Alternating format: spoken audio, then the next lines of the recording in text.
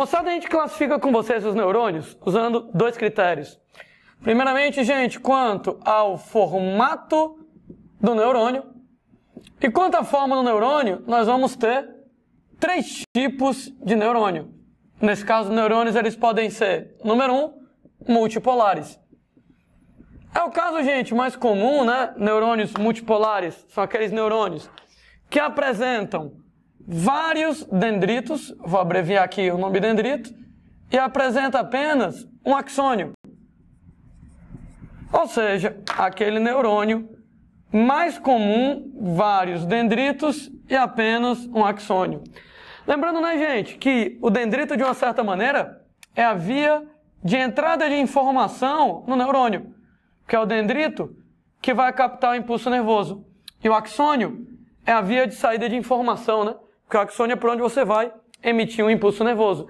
De maneira, moçada, que o neurônio multipolar tem várias vias de entrada de informação e uma única via de saída. Como eu estava discutindo, a maioria dos neurônios trabalha desse jeito.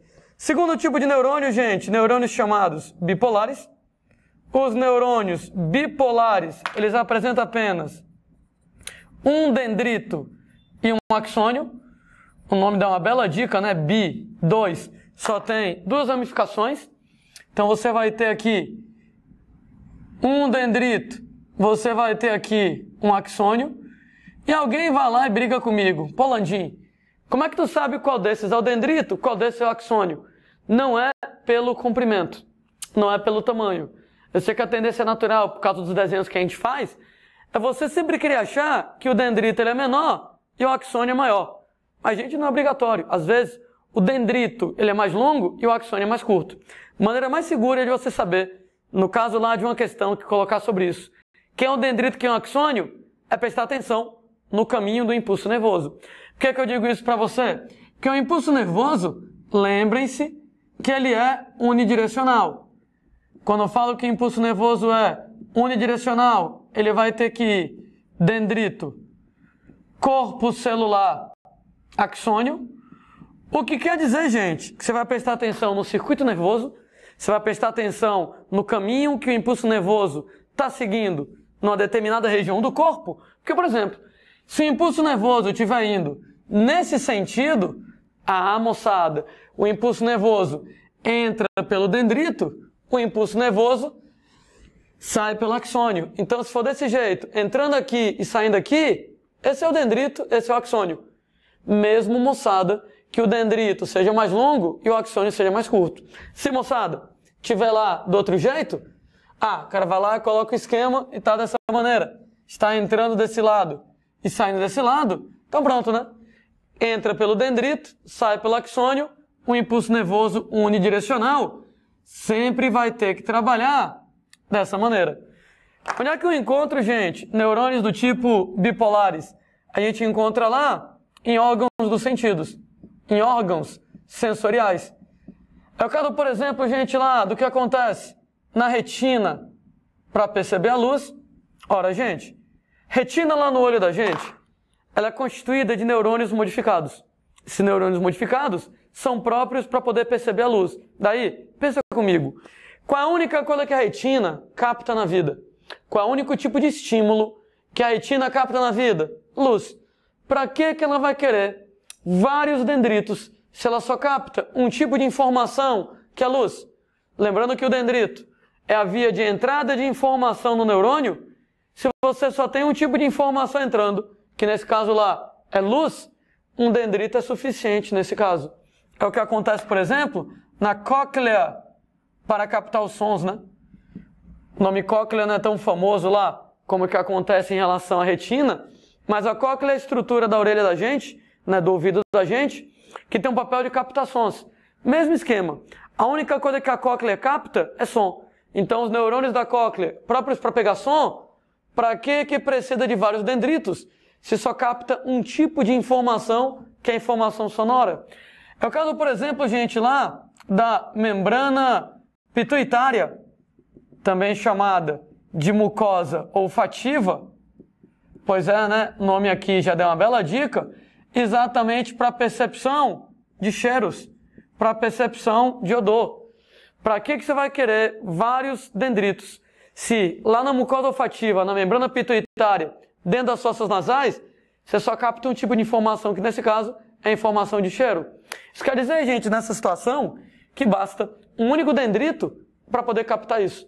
Então, um dendrito é suficiente. Então, órgãos sensoriais, uma via de entrada de informação pode ser luz, ou pode ser som, ou pode ser cheiro. E, claro, né, o axônio, uma via de saída de informação. Terceiro, gente, e último tipo de neurônio, neurônios pseudo-unipolares.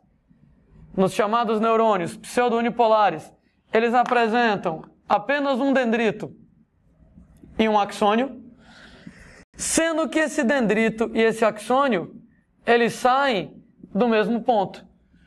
Uma vez, gente, que eles saem do mesmo ponto, te dá a impressão de só ter uma ramificação. Por isso que o nome dele é falso unipolar. Ele parece que só tem uma ramificação, mas tem duas, que é um dendrito e um axônio. Não deu para entender? Beleza. A gente vai lá e desenha aqui com vocês. No caso do neurônio pseudo-unipolar, ele é desse jeito. Alguém desavisado, por exemplo, poderia achar que isso aqui é apenas uma ramificação, um dendrito ou um axônio, mas não. Você tem um dendrito, onde eu tenho a entrada de informação, um axônio, de onde eu tenho a saída de informação. Só que o dendrito e o axônio saem no mesmo ponto, né? Dá a impressão pseudo-falso, falso unipolar, ele parece que só tem uma ramificação, mas tem duas, um dendrito e um axônio, saindo no mesmo ponto. Um negócio interessante sobre o caso aqui dos neurônios pseudo-unipolares é que neles, o impulso nervoso ele vai do dendrito para o axônio sem passar pelo corpo celular. Estava comentando que o impulso nervoso ele é unidirecional, o que quer dizer que eu não posso inverter a direção dessa seta. Sempre tem que ter dendrito, corpo celular, axônio. Apesar de ser unidirecional e eu não poder inverter a direção da seta, não é obrigado, gente, a você passar pelas 3 regiões do neurônio. Então você pode pular alguma delas. No caso dos neurônios pseudo-unipolares, vai direto do dendrito para o axônio, vai direto do dendrito para o axônio, sem passar pelo corpo celular. E, gente, alguém criativo conseguiria imaginar para mim qual é a vantagem do impulso nervoso passar dendrito axônio diretamente, sem passar pelo corpo? Velocidade, né? Se ele for dendrito, corpo, axônio, a velocidade é uma. Se ele for dendrito, axônio direto, claro que ele vai ser mais rápido. Quer dizer, então, que nós vamos encontrar nesse tipo de neurônio que o impulso nervoso ele vai passar direto do dendrito para o axônio, sem passar pelo corpo celular, sem passar pelo corpo do neurônio, e a vantagem disso diz respeito à velocidade, aumentar a velocidade. Em que região do corpo eu encontro esse tipo de neurônio? Em que região do corpo eu estou tão preocupado com velocidade? Isso aqui, gente, vai ser encontrado nos gânglios motores da medula espinhal. Quando a gente fala, moçada, em gânglios motores da medula espinhal, isso aqui, gente, está relacionado com reflexos. Quando eu falo, moçada, em reflexos, atos, moçada, que são inconscientes, onde você vai ter que velocidade é fundamental, né? Especialmente porque esses gânglios motores da medula espinhal estão relacionados com os reflexos de autopreservação. Exemplo super tradicional. Você vai lá e toca no objeto que está quente e larga a mão, né? Larga o objeto rapidamente. Né? Quanto mais rápido você largar o objeto, menos sua mão se queima, menos você se machuca. Então, no reflexo desse de autopreservação, para evitar que sua mão queime, velocidade é fundamental. Daí, nos neurônios que vão dar essa resposta do reflexo, nesse caso, velocidade é fundamental. Então, o impulso nervoso, ele vai do dendrito para o axônio, sem passar pelo corpo, para você tirar a mão o mais rápido possível do objeto quente. Né? Daí, por exemplo, né? Alguém vai lá, brincadeira de mau gosto, encosta um objeto pontiagudo em você, muito frio, muito quente, cara, imediatamente você vai lá e mexe o braço. Né? Seja lá onde encostaram lá o objeto, você vai lá e tira o braço. Por quê? Quanto mais rápido você tirar o braço, menos agulha vai entrar no teu braço, menos você é prejudicado lá pelo gelo, menos você se queima pela fonte de calor. Então, velocidade é fundamental, tirar o mais rápido possível do que poderia causar problemas a você, exatamente para diminuir as lesões, para diminuir o risco de danos. Velocidade é fundamental e por isso que os neurônios, eles são desse jeito. Alguém, com razão, reclama comigo. Landinha, eu não entendi alguns nomes. Gânglios, motores da medula espinhal. Na nossa próxima aula, a gente conversa com vocês sobre o sistema nervoso. E, inevitavelmente, eu vou ter que adiantar aqui para vocês alguns comentários sobre o sistema nervoso, né? Então, eu estou falando do tecido nervoso agora, e o tecido nervoso é um tecido que vai ser encontrado no sistema nervoso. O sistema nervoso, ele se divide em duas regiões. Sistema nervoso central e sistema nervoso periférico. O sistema nervoso central, ele é caracterizado por estar localizado dentro do esqueleto. Quando a gente fala em sistema nervoso central dentro do esqueleto, a gente tem o sistema nervoso, ele é tão importante que para ele ficar protegido de pancada, para ele ficar protegido lá de lesões, ele fica dentro do esqueleto, ou pelo menos a maior parte dele, que é o sistema nervoso central, para exatamente o esqueleto proteger você, proteger o seu sistema nervoso de eventuais lesões. O sistema nervoso central, ele é constituído de encéfalo. Sendo gente que o encéfalo, ele tem vários componentes. Encéfalo tem lá cérebro, cerebelo, bulbo raquidiano, né? Cada componente desse será estudado com mais carinho na próxima aula. O fato é que o encéfalo, ele está lá dentro da cabeça, ou mais precisamente, dentro do crânio.